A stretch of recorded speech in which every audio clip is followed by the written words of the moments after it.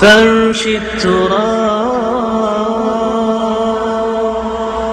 يضمني وهو غطائي،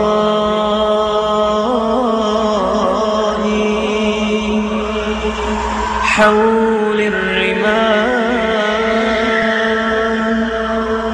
تلفني،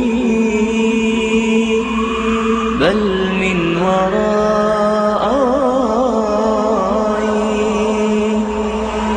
واللحد يحكي ظلمة فيها ابتلائي،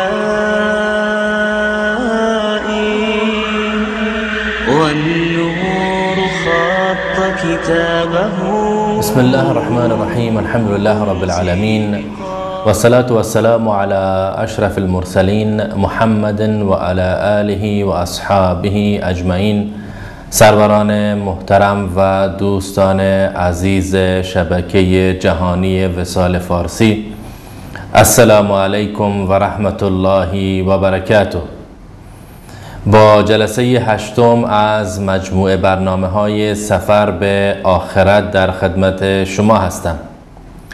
دوستانی که این جلسات رو با من همراه بودند میدونید که من در آخرین نشستی که با شما سروران محترم داشتم در مورد سوال و جواب انسان مؤمن در داخل قبر مطالبی را عنوان کردم و عرض کردم که انسان مؤمن هرگاه در قبر قرار داده می شود در واقع زندگی برزخش آغاز می گردد. من مات قد قام قیامته، هر کسی که بمیرد قیامتش هم برپا می شود و این معروف است به قیامت صغری.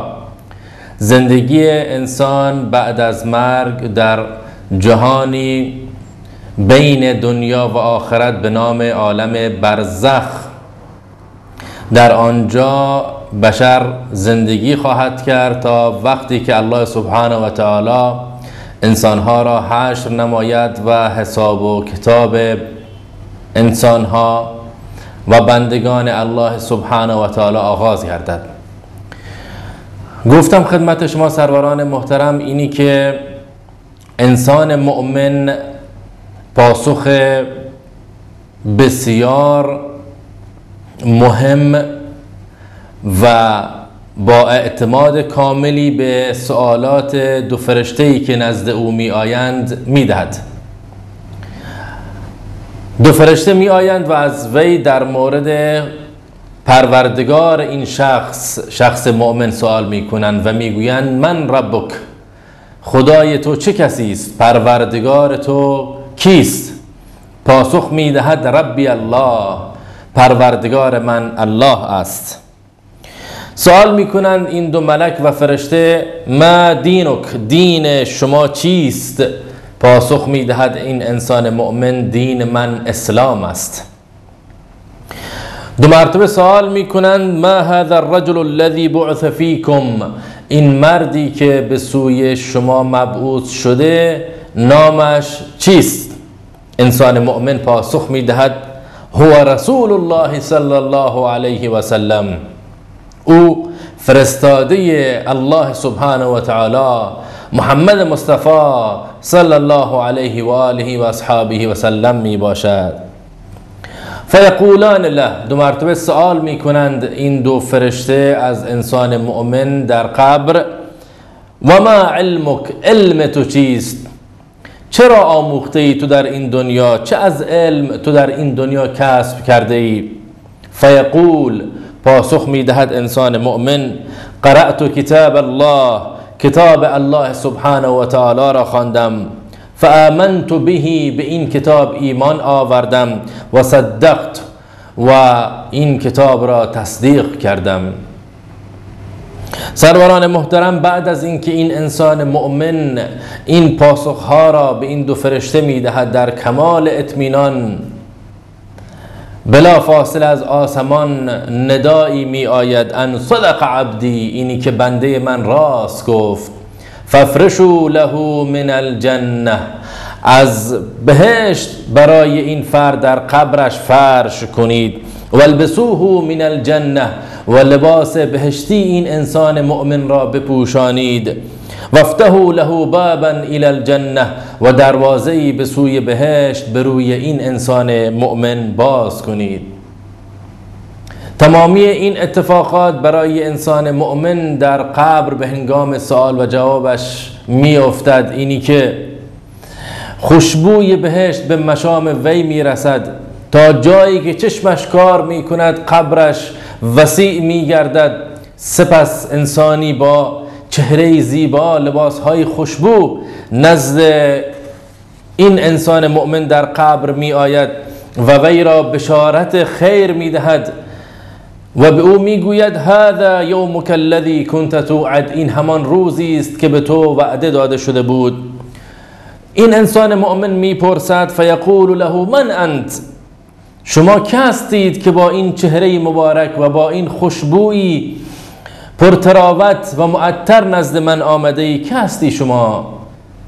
پاسخ می دهد انا عملک الصالح، من عمل صالح و نیک تو هستم.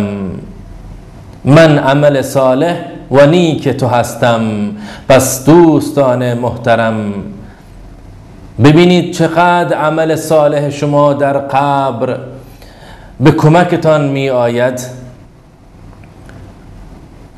مشاهده بفرمایید رسول الله صلی الله علیه و آله و اصحابه و سلم در قبال عمل صالحی که ما در دنیا انجام می دهیم در این حدیث چه بشارت مبارکی به ما می دهد. پس مبادرت بورزید به انجام عمل صالح، مبادرت بورزید به انجام کار خیر. سروران عزیز، آخرت خودتان را به این متاع کوتاه دنیا نفروشید. انسان عاقل همیشه هوشیار و بیدار است و متوجه است اینی که احیانا پایش نلغزد و همان زمان لغزش پا زمان مرگش نباشد. به هوش باشیم از اینی که در نهایت ما سروران محترم از این دنیا رحلت خواهیم کرد و به جهانی واقعی خواهیم پیوست، جهانی که باقی است و هرگز از بین نخواهد رفت. نماز شما، روزه شما، زکات شما، قرآن شما، توحید شما، اینی که یک ذره خودتان را آلوده به شرک نکنید، در دستگیر شدن اینها به هنگام قبر خیلی مهم. سروران عزیز، اگر نماز میخوانید با یقین و اطمینان و با محبت الله سبحانه و تعالی، بدانید که این در زمره اعمال صالح شما قرار خواهد گرفت و در قبر این گونه به کمک شما خواهد آمد. اگر شما روزه میگیرید برای تبعیت از فرامین الله سبحانه و تعالی و رسول اکرم صلی الله علیه و آله و سلم، بدانید که در قبر این گونه عمل صالحتان دستگیرتان خواهد شد. اگر شما امروز یک مسلمانی را که در مشکلی افتاده کمک میکنید، بدانید که در قبر این عمل نیک شما حاضر خواهد شد و در قالب یک انسانی با چهره روشن و نورانی معطر به کمک شما خواهد آمد. قبر مربعی که یا مستطیلی که تیره و تار است. قبر خانه‌ای که معلوم نیست چه مشکلات و مصیبت‌های دیگری در انتظار بشر است. قبر آن جایگاهی که شما تنها خواهید بود و تنها چیزی که میتواند شما را از این تنهایی بیرون بیاورد عمل صالح و نیکی است که شما در دنیا انجام میدهید. عبادت ها و طاعت ها و بندگی الله سبحانه و تعالی است که شما در دنیا انجام میدهید. فرزند صالحی است که شما را تربیت میکنید به نص حدیث رسول الله صلی الله علیه و آله و سلم و این فرزند صالح صدقه جاری می شود، برای شما دعا می کند بعد از مرگتان. مسجدی است که شما ساخته اید و صدقه جاری است برای شما و جزو اعمال صالح شما در قبر به کمک شما می آید. همکاری شما، کمک شما به همچین رسانه وسال فارسی صدقه جاری برای شما خواهد بود و در قالب عمل صالح و نیک و شایسته شما در قبر به کمکتان خواهد آمد. بنص همین حدیث رسول الله صلی الله علیه و آله و اصحابه و سلم، این فرد چقدر خوشحال می شود زمانی که در قبر خانه دروازه ای از دروازه های بهشت به روی وی باز می شود، خوشبوی بهشت به مشام وی می رسد، انسانی با لباس های زیبا که همان عمل صالحش است به سراغش می آید و وی را بشارت بهشت و خیر می دهد. از فرط خوشحالی این انسان مؤمن در داخل قبر می گوید رب اقم الساعه، رب اقم الساعه، پروردگارا هرچه زودتر قیامت را برپا کن. یا الله هرچه زودتر قیامت را برپا کن. نمی ترسد، لرزش ندارد، لغزش ندارد، هراس ندارد. در قبرش دروازه از دروازه های بهشت به رویش باز شد و چرا این گونه نگوید در حالی که در دنیا وجه تمایزی داشته با انسانهایی که مؤمن نبودند و آن اینکه این همیشه در اطاعت و بندگی الله به سر می برد و آن دیگری همیشه در معصیت الله. این یکی مظلوم بود و آن دیگری ظالم. این یکی تابع سنت صحیح رسول الله صلی الله علیه و آله و سلم بود و آن دیگری تابع شرک و بدعت و خرافات. این انسان مؤمن باید پاداش خودش را الان بگیرد و نبی اکرم صلی الله علیه و آله و سلم این وعده را به وی میدهد که این پاداش را خواهید گرفت. این فرد مؤمن نصیبش بجز خیر و صلاح در قبر و آخرت چیزی دیگر نخواهد بود، برعکس انسان منافق یا فاسق یا کافر.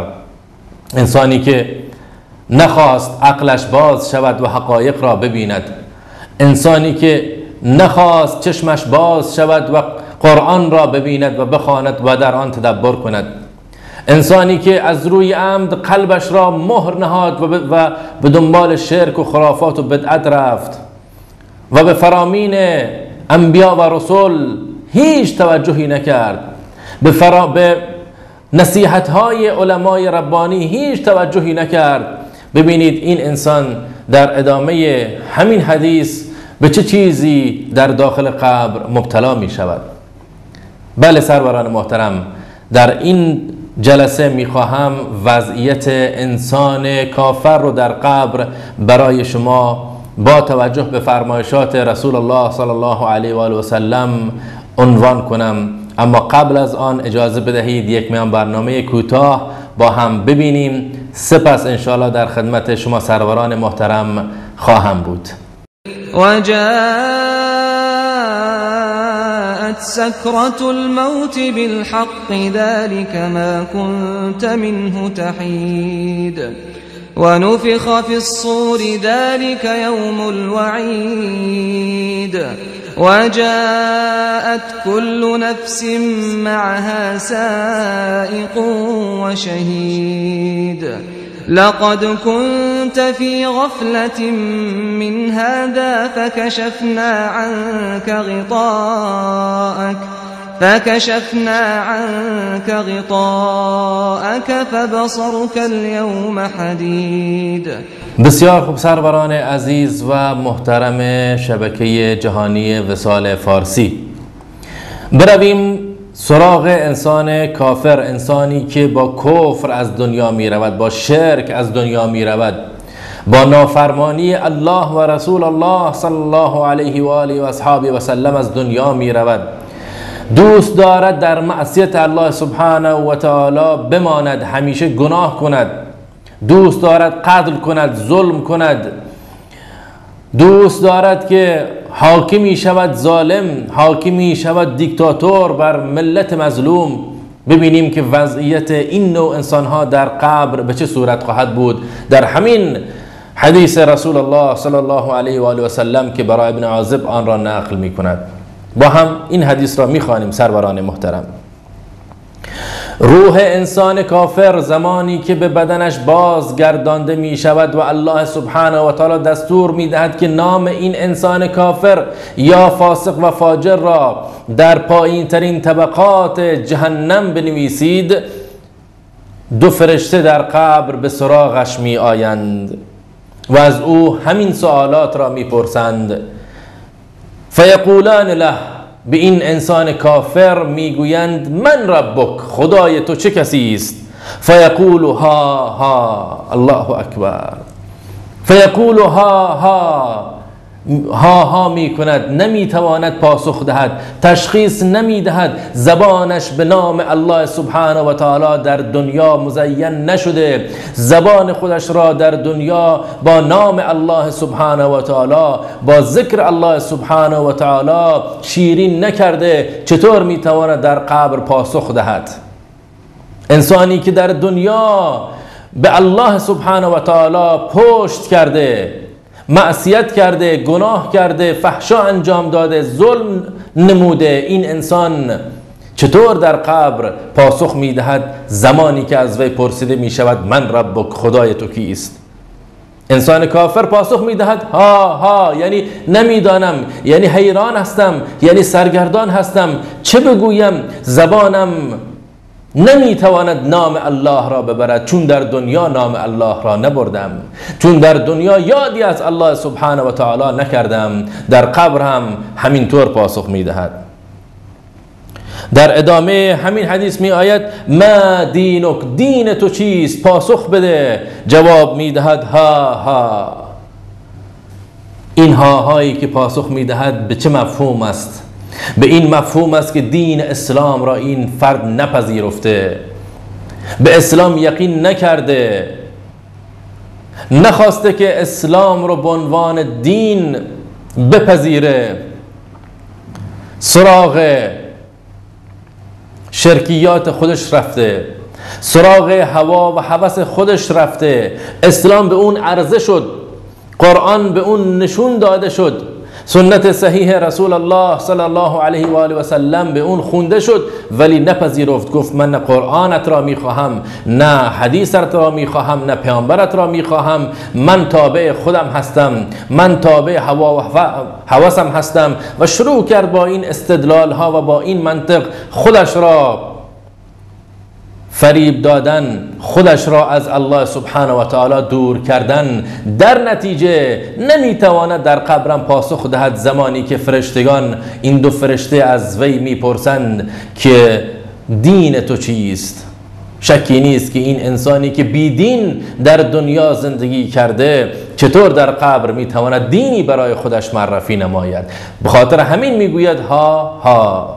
والعیاذ بالله. خداوند متعال ما و شما را پناه بده از اینکه از این دست انسان ها در قبر قرار بگیریم. بعد از اینکه میگوید ها ها، دو مرتبه فرشتگان، این دو فرشته سوال میکنن ما هذا الرجل الذي بعث فيكم، این مردی که برای شما مبعوث شد نامش کیست؟ چه کسی است؟ باز این انسان کافر پاسخ میدهد ها ها، این را هم نمیدانم، این را هم نمیدانم، و شاید هم دانسته ولی نامش را نخواسته ببره. از روی عمد پشت کرده به فرامین رسول الله صلی الله علیه و آله و سلم، به تمسخر گرفته احادیث رسول اکرم صلی الله علیه و آله و سلم را، به تمسخر گرفته سنت صحیح رسول اکرم صلی الله علیه و آله و سلم را. اینجا هم در قبر هم این انسان کافر پاسخ مثبتی نمیتواند بدهد. و چطور میتواند پاسخ بدهد که نبی من محمد مصطفی صلی الله علیه و آله و سلم است، در حالی که در دنیا نبی اکرم صلی الله علیه و آله و سلم را فراموش کرده؟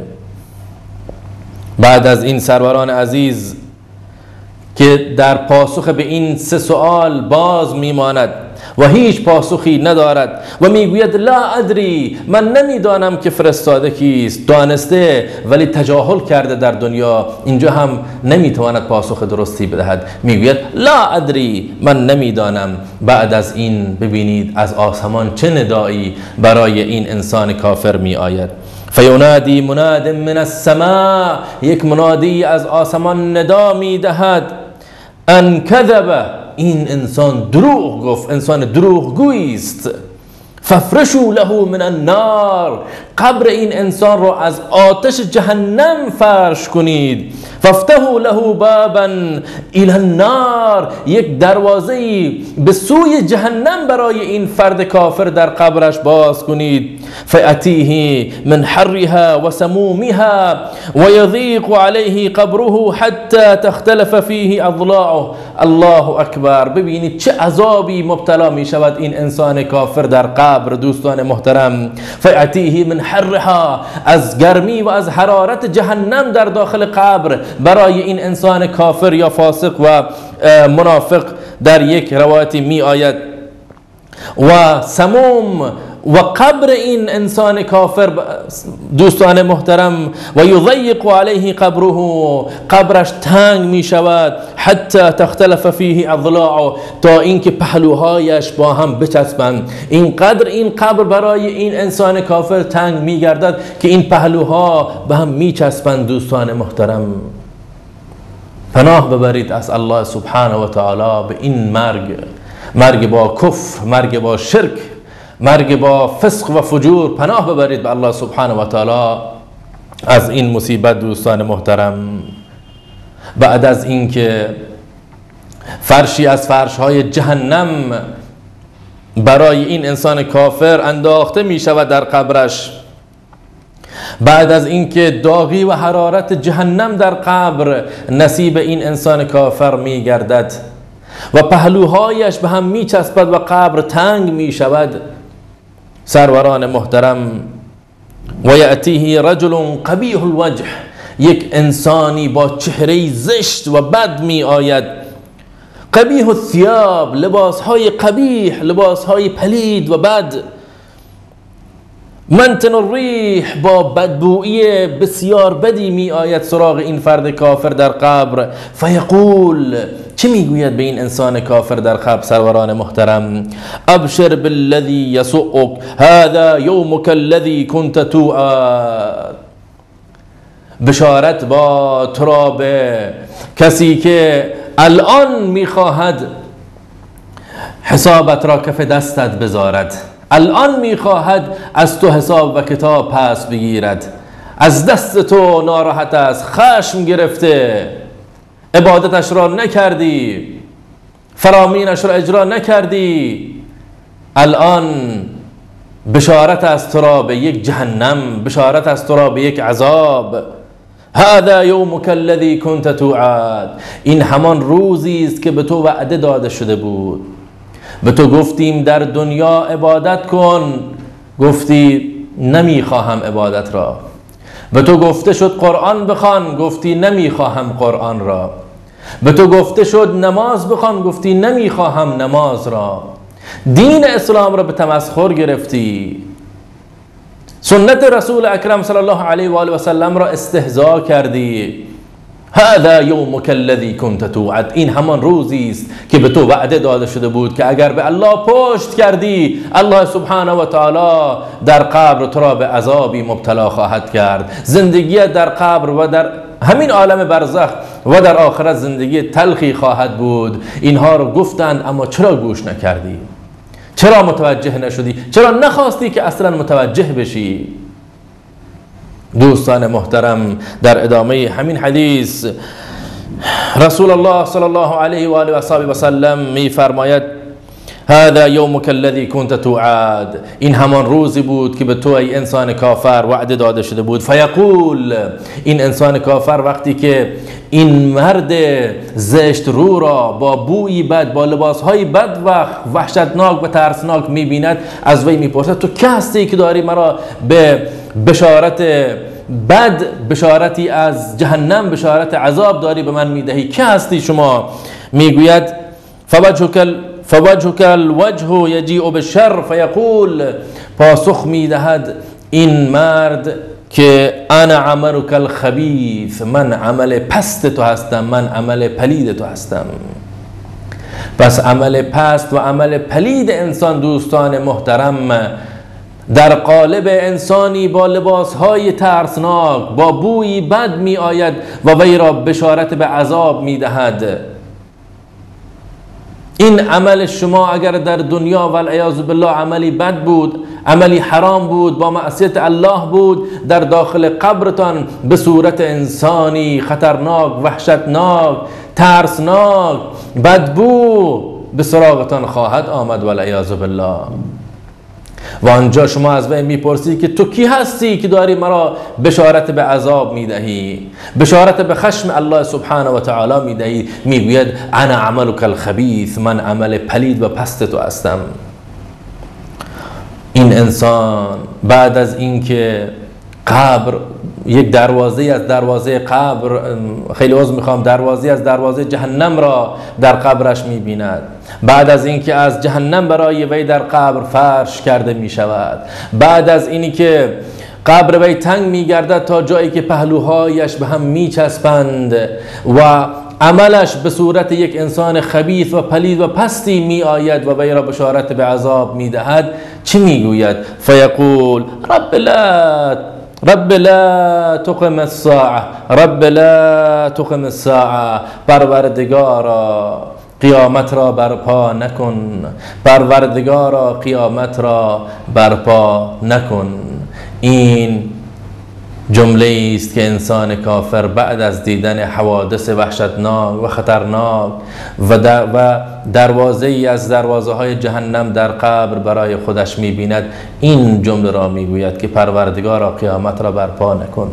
وضعیت من در قبر این گونه است، چه رسد به قیامت؟ فرق را ببینید. آنجا انسان مؤمن چه آرزویی میکند؟ رب اقم الساعه، رب اقم الساعه، پروردگارا قیامت را برپا کن.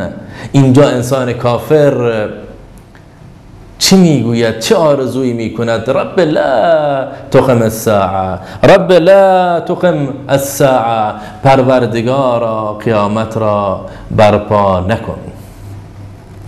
با این جمله مطالبم را به پایان میرسانم. امیدوارم دوستان عزیز الله سبحانه و تعالی ما و شما را از جمله مؤمنان بگرداند، آخرت ما و شما را آباد بگرداند. و آخر دعوانا ان الحمد لله رب العالمین و الصلاة والسلام على سید المرسلین. السلام علیکم و رحمت الله و برکاته. يضمني وهو غطائي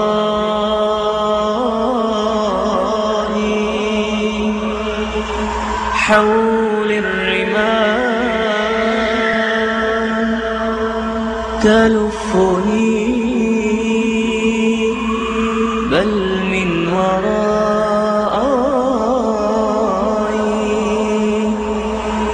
واللحد يحكي ظلمة فيها ابتلائي والنور خاط كتابه